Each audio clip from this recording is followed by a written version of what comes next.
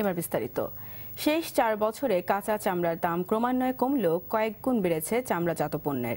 ফলে এতে এতিম দুস্থরা বঞ্চিত হলেও ফুলে ফেপে উঠেছেন চামড়া দ্রব্য প্রস্তুতকারক, রপ্তানিকারক, সর্বোপরি ব্যবসায়ীরা।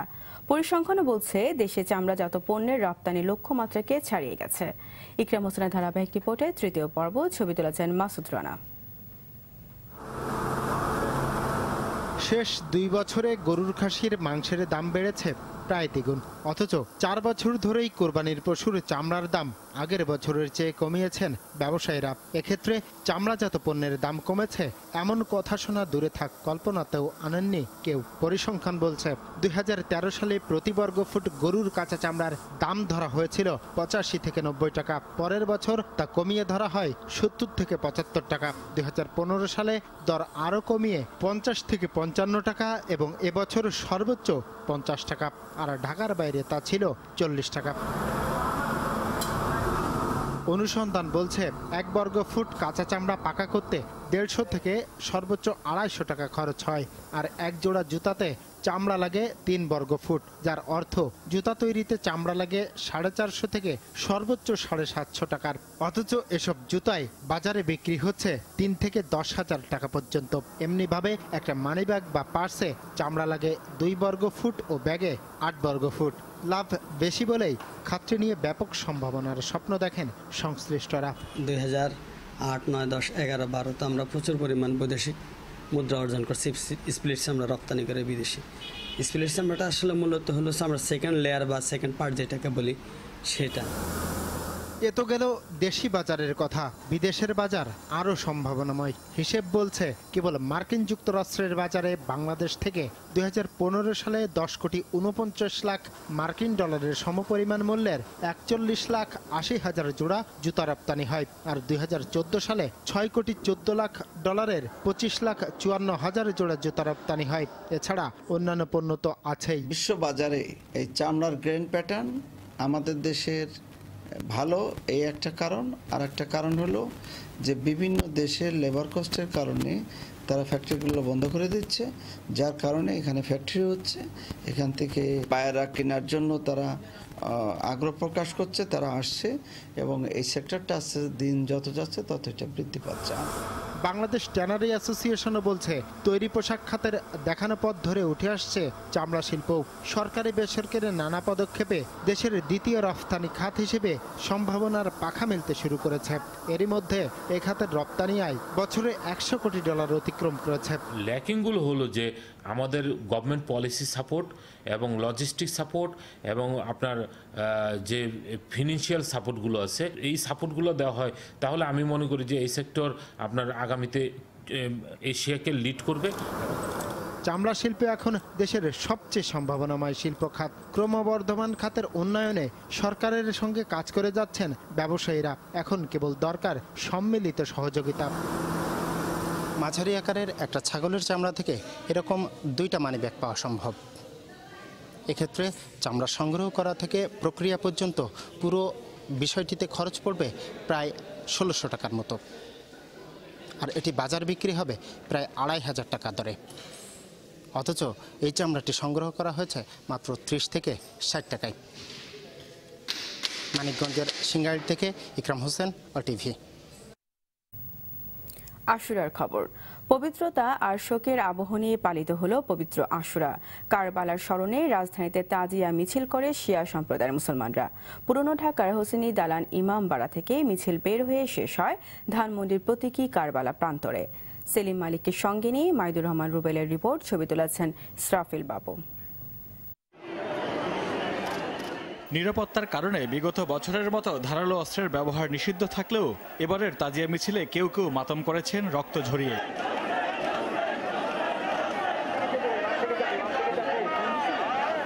পুরনো ঢাকার ইমামবাড়া থেকে বের হয় 400 বছরের ঐতিহ্যবাহী তাজিয়া মিছিল। শোকের আবহের এই মিছিলের পুরোটা জুড়েই ছিল মাতম।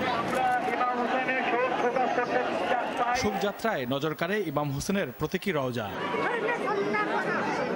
শোকযাত্রায় বাদ পড়েনি কারবালার ময়দানের ঐতিহাসিক দুমদুম ঘোড়ার আদল।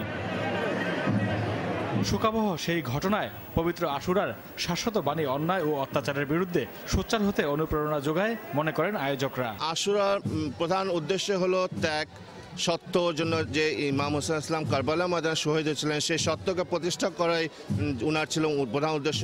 সেই বিষয়টি আজকে তাজিয়া মিছিলের মধ্যে তুলে ধরা হয়। মুসলিম উম্মাহের জন্য দিবসটি যেমন পবিত্র তেমনি সুখের। আমাদের মুরব্বীরা যেভাবে করে আছে সেভাবে আমরা পালন করতেছি। এই জিতরা হোসেন আল্লাহ সাল্লামকে যে অন্যায়ভাবে যুদ্ধে হত্যা করেছিল সেটার শোক পালন করার জন্য এই মিছিলটা করা হয়। দুনিয়া জুন পর্যন্ত থাকবে, এদের নাম পর্যন্ত থাকবে, এই জন্য আমরা এই কায়েম করে রাখছি। ধর্মীয় এই আয়োজনের নিরাপত্তা নিশ্চিত করতে তৎপর ছিল প্রশাসন। সম্পূর্ণ রাস্তায় এবং মিছিলের সামনে, পেছনে, মাঝখানে এবং দুই পাশে আমরা যথেষ্ট নিরাপত্তার ব্যবস্থা নিয়েছি। হসনিদালান থেকে শুরু হওয়া তাজিয়া মিছিল চকবাজার, লালবাগ, আজিমপুর, নিউ মার্কেট হয়ে ধানমন্ডির প্রতীকী কারবালার প্রান্তরে গিয়ে শেষ হয়।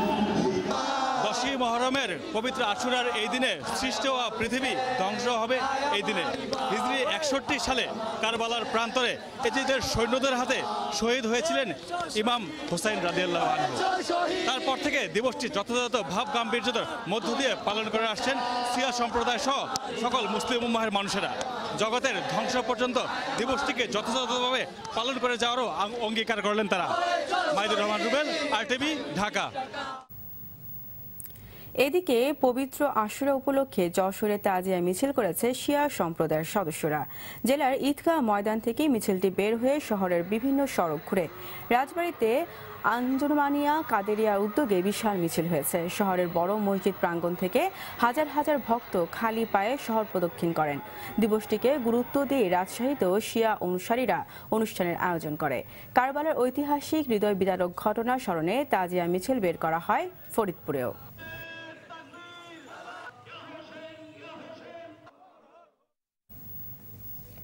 খুলনার রূপসা নদীর লবণচড়া এলাকায় এমভি টুঙ্গিপাড়া নামে একটি ক্লিংকারবাহী লাইটার জাহাজ ডুবে গেছে।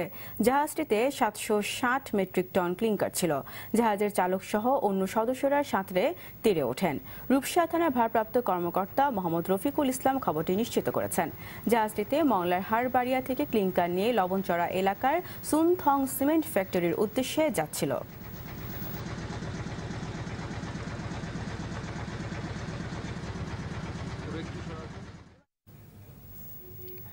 সন্ত্রাস, জঙ্গি হামলা ও অপরাধ দমনে মাদারীপুরে বেড়েছে ক্লোজ সার্কিট বা সিসিটিভি ক্যামেরার ব্যবহার। ব্যক্তিগত উদ্যোগেই বাসা বাড়ি সহ ব্যবসা প্রতিষ্ঠানে বসানো হচ্ছে এইসব। অপরাধ কমানোর পাশাপাশি অপরাধী শনাক্ত করতে সিসিটিভি কাজে আসবে বলে মনে করছে পুলিশ। মাদারীপুর প্রতিনিধি সেলিম ফরাজের তথ্যচিত্রে জানাচ্ছেন নোমান শিবলি। গেল 15 জুন মাদারীপুরে সন্ত্রাসী হামলায় মারাত্মক আহত হন কলেজ শিক্ষক রিপন চক্রবর্তী। এছাড়া দেশের অন্যান্য এলাকাও এই ধরনের আরও কিছু ঘটনায় উদ্বিগ্ন মাদারীপুরবাসী। তাই নিরাপত্তার স্বার্থে ব্যক্তিগত উদ্যোগে অনেকেই বাসা ও ব্যবসা প্রতিষ্ঠানে বসিয়েছেন সিসিটিভি বসানোর বেসিক্যালি উদ্দেশ্য হচ্ছে নিরাপত্তার সাথে ব্যাংক নিরাপত্তা। আমার যতগুলো ব্যাংকের যে সাইটগুলো আছে সবগুলোই কভারেজ দেওয়া যাচ্ছে। সিসিটিভি ক্যামেরার লাগানোর ফলে একই সাথে আমরা যারা মাদারীপুরবাসী আছি, মাদারীপুরবাসীদের পক্ষ থেকে সেই বিষয়গুলো সকলকে স্বাগত জানাই। নিরাপত্তার জন্য বাসায় সিসিটিভি স্থাপনের জন্য আমরা আজকে এই দোকানে আসছি, জানি ভাবে চুরি ডাকাতি না হয়, নিরাপত্তার জন্য এসেছি সিসি ক্যামেরা দেখতে। এই উদ্যোগকে স্বাগত জানিয়ে পুলিশের এই কর্মকর্তা বললেন, নিরাপত্তা বাড়ানো ও অপরাধী ধরতে ভালো কাজ দেবে সিসিটিভি। বাসাবাড়ি এবং গুরুত্বপূর্ণ এলাকায় সিসিটিভি ক্যামেরা স্থাপন করার জন্য পুলিশ প্রশাসনের পক্ষ থেকে জনগণকে উদ্বুদ্ধ করা হচ্ছে। পুলিশের এই আহ্বানে জনগণও যথেষ্ট সাড়া দিচ্ছে। কেবল প্রযুক্তির ব্যবহারই যথেষ্ট নয়, অপরাধ দমনে দরকার জনবান্ধব পুলিশ, এমন মত সচেতন মানুষের। নোমান শিবলি, RTV। এবার বাংলাদেশ ইংল্যান্ড ওয়ানডে সিরিজের খবর। চট্টগ্রামে তৃতীয় ও শেষ ওয়ানডেতে বাংলাদেশকে 4 উইকেটে হারিয়ে 2-1 প্রতিদ্বন্দ্বিতাপূর্ণ সিরিজ নিজেদের করে নিল ইংল্যান্ড। প্রথমে ব্যাট করে মুশফিকুর রহিমের অপরাজিত হাফ সেঞ্চুরিতে ভর করে 6 উইকেটে 277 রান করে বাংলাদেশ। জবাবে ব্যাট করতে নেমে বিলিংস ও ডাকেটের জোড়া হাফ সেঞ্চুরিতে 6 উইকেট হারিয়ে 13 বল আগেই লক্ষ্যে পৌঁছে যায় ইংলিশরা। মমিন রোহনের রিপোর্ট। দেশের মাটিতে দীর্ঘ 23 মাস পর সিরিজ হারল বাংলাদেশ, সঙ্গে ইংলিশদের বিপক্ষে সিরিজ জয়ের অপেক্ষাটাও বাড়ল। 278 রানের জবাবে খেলতে নেমে দ্রুত রান তুলতে থাকে ইংল্যান্ড। গত ম্যাচে খেলোয়াড়দের মাঝে উত্তপ্ত বাক্য বিনিময়ের রেশ কিছুটা থাকলো এ ম্যাচেও। দলীয় 63 রানে নাসিরের বলে ভিন্স ফিরে গেলেও দ্বিতীয় উইকেট জুটিতে 64 রান যোগ করেন বিলিংস ও ডাকেট। ক্যারিয়ারের প্রথম হাফ সেঞ্চুরি তুলে 62 রানে মোসাদ্দেকের শিকারে পরিণত হন বিলিংস। এরপর বেয়ারিস্টো ও ডাকেটকে ফেরান শফিউল, আর শেষ দিকে বাটলার ও মঈন আলীকে ফিরিয়ে লড়াইয়ে ফেরার আভাস দেন মাশরাফি। তবে শেষ রক্ষা হয়নি। ওকসকে সঙ্গে নিয়ে দলকে জয়ের বন্দরে পৌঁছে দেন Ben Stokes. It does. What a way to win a match. What a way to win a series. Match সেরা হয়েছেন 4 উইকেট নেয়া আদিল রশিদ, আর সিরিজ সেরার পুরস্কার ওঠে বেন স্টোকসের হাতে। এর আগে টস হেরে ব্যাটিংয়ে নেমে শুরুটা ভালোই করে স্বাগতিকরা, তবে দলীয় 80 রানে ব্যক্তিগত 46 রান করে আউট হন ইমরুল কায়েস। আর প্রথম বাংলাদেশি ব্যাটসম্যান হিসেবে 5000 রানের মাইলফলক স্পর্শ করে তামিম আউট হন 45 রানে। এরপর 192 রানে বাংলাদেশ 6 উইকেট হারালেও সপ্তম উইকেট জুটিতে 85 রান যোগ করে দলকে লড়াইয়ের পুঁজি এনে দেন মুশফিক ও মোসাদ্দেক হোসেন। মুশফিক 67 ও মোসাদ্দেক অপরাজিত থাকেন 38 রানে। মমিন রোহন, RTV। দেখছেন সকালের সংবাদ। এবার হচ্ছে সোশ্যাল ইসলামী ব্যাংক লিমিটেড সংবাদ বিরতি। যখন ফিরছি তখন অন্যান্য সংবাদের সঙ্গে থাকছে। সংস্কার অভাবে দীর্ঘদিন ধরে অবহেলায় ফেনী দাগনভূঞা করিমুল্লাহ উচ্চ বিদ্যালয় জীবনের ঝুঁকি নিয়ে পড়াশোনা করছে 600 শিক্ষার্থী। এবং 5টি বাঙালি সংগঠনের ডাকে খাগড়াছড়ি, রাঙামাটি, বান্দরবনে চলছে সকাল সন্ধ্যা হরতাল। আটকা পড়ে আছে বহু পর্যটক ও যানবাহন। সকালে সংবাদ দেখছেন RTVতে, আপনাদের সঙ্গে আছি আমি ফারিয়া শারমিন। সংস্কারের অভাবে দীর্ঘদিন ধরে অবহেলায় পড়ে আছে ফেনীর দাগনভূঞার করিমুল্লাহ উচ্চ বিদ্যালয়। জরাজীর্ণ ভবনের কারণে 2005 সালে বিদ্যালয়টিকে পরিত্যক্ত ঘোষণা করা হয়। দীর্ঘদিনেও সংস্কার না হওয়ায় জীবনের ঝুঁকি নিয়ে বিদ্যালয়টিতে পড়ছে 600 শিক্ষার্থী। এই অবস্থায় সরকারি দপ্তরে আবেদন করেও কোনো ফল পাচ্ছেন না বলে অভিযোগ করেন শিক্ষক ও অভিভাবকরা।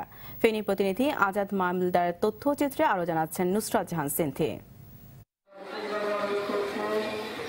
1951 সালে ফেনীর দাগনভূঞা উপজেলার মাতুভূঞা ইউনিয়নে প্রতিষ্ঠিত হয় করিমুল্লাহ উচ্চ বিদ্যালয়টি। সে সময় বিদ্যালয়টিতে একটি মাত্র ভবন তৈরি করে শিক্ষা কার্যক্রম শুরু করা হলেও স্বাধীনতার পর থেকে আজ পর্যন্ত এর কোনো সংস্কার হয়নি। এই অবস্থায় 2005 সালে ভবনটিকে পরিত্যক্ত ঘোষণা করে স্থানীয় প্রকৌশলী ও শিক্ষা অধিদপ্তর। আমাদের এই ভবনটাকে 2005 সালে ইঞ্জিনিয়াররা পরিত্যক্ত ঘোষণা করেছিলেন। ভবনটার ভিতরে মানে পাকা করা যে ভবনটা আছে ভবনটার ভিতরে কোনো ক্লাস হলো না।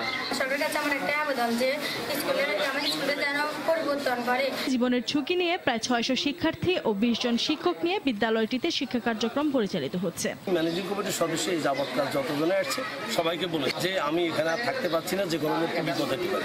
স্থানীয়দের অভিযোগ, বিদ্যালয়টি মেরামতে বেশ কয়েকবার সংশ্লিষ্ট দপ্তরের সহায়তা চাওয়া হলেও এর কোনো সাড়া মেলেনি। সরকারের কাছে আমার দাবি হচ্ছে এই স্কুলের একটি ভবন অতি জরুরি ভিত্তিতে প্রয়োজন। পরিত্যক্ত ভবন ও পরিত্যক্ত ভবনের একটা ভবন যেন সরকার দিয়ে এই স্কুলের ছাত্রদের পড়ালেখার সুযোগ করে দিয়ে। অন্যদিকে বিষয়টি শিক্ষা মন্ত্রণালয়কে জানানো হয়েছে বলে জানান স্থানীয় উপজেলা চেয়ারম্যান। এই বিষয়ে আমরা মেইনটেন্যান্সের জন্য পাঠিয়েছি 1 বছর আগে। বিদ্যালয়টি মেরামতে দ্রুত সরকারি সহায়তা চান স্থানীয় শিক্ষক, শিক্ষার্থী ও অভিভাবকরা।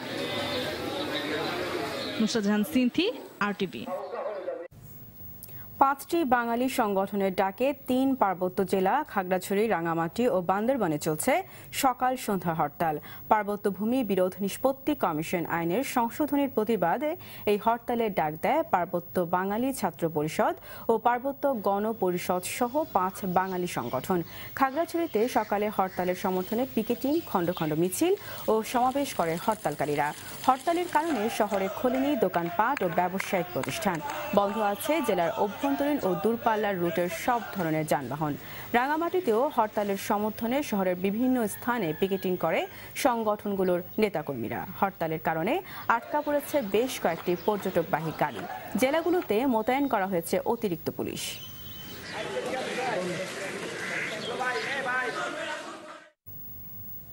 সৌদি আরবের রিয়াদ প্রতিনিধি সোহরাব হোসেন লিটন, জেদ্দা প্রতিনিধি হানিস সরকার উজ্জ্বল ও কাতার প্রতিনিধি EM আকাশের তথ্য ও ছবিতে প্রবাসী সংবাদ জানাচ্ছেন মুজাহিদ আহসান। রিয়াদে কেন্দ্রীয় বঙ্গবন্ধু পরিষদের নেতৃবৃন্দের সঙ্গে সৌদি আরবে নিযুক্ত বাংলাদেশের রাষ্ট্রদূত গোলাম মসির মতবিনিময় সভা দূতাবাস কার্যালয়ে অনুষ্ঠিত হয়েছে। সংগঠনের সভাপতি ডাক্তার মোহাম্মদ শাহ আলম ও সাধারণ সম্পাদক মোহাম্মদ বেলায়েত হোসেনের নেতৃত্বে মতবিনিময় সভায় উপস্থিত ছিলেন দূতাবাসের কার্যালয় প্রধান Monirul Islam, economic councillor doctor Mohammad Abul Hasan, প্রথম শ্রম সচিব মিজানুর রহমান, জাহাঙ্গীর আলম ইনভেস্টর, মোহাম্মদ তাজুল ইসলাম সহ অনেকে। সিলেট সরকারি মহিলা কলেজের মেধাবী শিক্ষার্থী খাদিজা আক্তার নার্গিসকে কুপিয়ে আহত করার প্রতিবাদে ও হামলাকারীর দৃষ্টান্তমূলক শাস্তির দাবিতে সৌদি আরব সিলেট প্রবাসীদের পক্ষ থেকে দোয়া ও প্রতিবাদ সভা অনুষ্ঠিত হয়েছে। ওয়েস আহমেদের সভাপতিত্বে এতে প্রধান অতিথি ছিলেন সিলেট প্রবাসী কমিউনিটির নেতা আহমেদ আলী মুকিব, বিশেষ অতিথি ছিলেন নোয়াখালী কমিউনিটির নেতা আলহাজ আব্দুর রহমান। বক্তব্য রাখেন কাউসার আহমেদ, ইঞ্জিনিয়ার নুরুল আমিন, MA আজাদ চয়ন সহ অনেকে। পরে নার্গিসের সুস্থতা কামনা করে বিশেষ মোনাজাত ও দোয়া করা হয়। দীর্ঘদিন ভারতে চিকিৎসাধীন রাউজান সমিতি কাতারের উপদেষ্টা রফিকুল ইসলামের রোগ মুক্তি কামনায় দোয়া মাহফিল অনুষ্ঠিত হয়েছে। মইনুল কিবরিয়ার সঞ্চালনায় এতে সভাপতিত্ব করেন মোহাম্মদ মহসিন খান। অন্যান্যদের মধ্যে উপস্থিত ছিলেন উপদেষ্টা মুক্তিযোদ্ধা মোহাম্মদ মুসা, মোহাম্মদ ফোরকান, ফজলুল কাদের সহ অনেকে। দোয়া ও মোনাজাত পরিচালনা করেন মাওলানা আবু বকর। মুজাহিদ আহসান, RTV। আন্তর্জাতিক প্রসঙ্গ। সিরিয়ার পূর্ব আলেপ্পোর বিদ্রোহী নিয়ন্ত্রিত এলাকায় সরকারি ও রুশ বিমান হামলায় নিহত হয়েছে অন্তত 81 জন। আহত 87 জনের মধ্যে অনেকের অবস্থাই আশঙ্কাজনক। বিদ্রোহীদের এলাকা ছাড়তে সরকারের দেওয়া সময়সীমা শেষ হওয়ার পরপরই হামলা জোরদার করা হয়। আগের দিন ফেরদাউসের জনবহুল একটি বাজারে বিমান হামলায় নিহত হয় অন্তত 25 জন। এদিকে সিরিয়া ইস্যুতে আগামী সপ্তাহে যুক্তরাষ্ট্রের সঙ্গে আবারও শান্তি আলোচনায় বসার ঘোষণা দিয়েছে রাশিয়া। শনিবার সুইজারল্যান্ডের লুসানে মার্কিন পররাষ্ট্রমন্ত্রী জন কেরি ও রুশ পররাষ্ট্রমন্ত্রী সার্গেই লেভরভের মধ্যে বৈঠকটি হবে। বৈঠকে সিরিয়ায় আবারও অস্ত্রবিরতি কার্যকর ও মানবিক ত্রাণ পৌঁছানো নিয়ে আলোচনা হবে। এতে যোগ দেবে সৌদি আরব, ইরান ও তুরস্ক। গেল মাসে পাল্টাপাল্টি অভিযোগে ভেস্তে যায় এক সপ্তাহ অস্ত্রবিরতি বাড়ানোর উদ্যোগ। এরই জেরে ওয়াশিংটন মস্কোর সঙ্গে সব ধরনের আলোচনা ভেঙে দেওয়ার 9 দিনের মাথায় আবারও এ উদ্যোগ নেওয়া হলো। নৌকাবাইজ। দুর্গাপূজার সমাপ্তি উপলক্ষে গোপালগঞ্জের কোটালীপাড়ার গাঘর নদীতে ঐতিহ্যবাহী নৌকা বাইচ অনুষ্ঠিত হয়েছে। প্রতিযোগিতায় ছান্দি, বাঁচারি, জয়নগর ও কোষা সহ বিভিন্ন প্রকারের 100-এরও বেশি নৌকা অংশ নেয়। এর মধ্যে নারীরা অংশ নেন 5টি নৌকায়। গোপালগঞ্জ, মাদারীপুর, ফরিদপুর ও বরিশাল জেলার বিভিন্ন বয়সের লাখো মানুষ নৌকা বাইচ উপভোগ করতে হাজির হন। পরে বিজয়ীদের পুরস্কার দেওয়া হয়। 150 বছর ধরে এই নৌকা বাইচ হয়ে আসছে। এছাড়া পটুয়াখালী শহরের লোহালিয়া নদীতে গ্রাম বাংলার ঐতিহ্যবাহী নৌকা বাইচের আয়োজন করা হয়। পৌর এলাকার 5টি পূজা মণ্ডপের নামে 5টি নৌকা এতে অংশ নেয়। প্রতিযোগিতা দেখতে ভিড় করেন নারী, শিশুসহ হাজারো মানুষ। সকালে সংবাদ শেষ করার আগে মার্কেন্টাইল ব্যাংক শিরোনামগুলো জানিয়ে দিচ্ছি আরও একবার। গত 4 বছরে চামড়ার দাম কমলেও কয়েক গুণ বেড়েছে পণ্যমূল্য। এতিম দুস্থরা বঞ্চিত হলেও ফুলে ফেপে উঠেছে ব্যবসায়ীরা, লক্ষ্যমাত্রা ছাড়িয়েছে রপ্তানি। পবিত্রতা ও শোকের আবহে আশুরা পালিত, কারবালার ঘটনা স্মরণে সারা দেশে শিয়া সম্প্রদায়ের তাজিয়া মিছিল। সন্ত্রাসী জঙ্গি হামলা অপকর্ম মোকাবেলায় মাদারীপুরে বেড়েছে সিসি ক্যামেরার ব্যবহার, অপরাধী শনাক্তে কাজে আসছে বলছে পুলিশ। এবং প্রতিদ্বন্দ্বিতাপূর্ণ ওয়ানডে সিরিজ 2-1-এ জয় ইংল্যান্ডের, চট্টগ্রামের 4 উইকেটে হার বাংলাদেশের, 5000 রানের মাইল ফলক তামিমের। সকালে সংবাদ এই পর্যন্তই। RTV সবশেষ সংবাদ জানতে যে কোনো মোবাইল ফোন থেকে 4141 নম্বরে ডায়াল করুন। আর মোবাইল ফোনে সংবাদ দেখতে অ্যাপ স্টোর, গুগল প্লে বা উইন্ডোজ স্টোর থেকে ডাউনলোড করুন RTV অ্যাপস। ধন্যবাদ সবাইকে।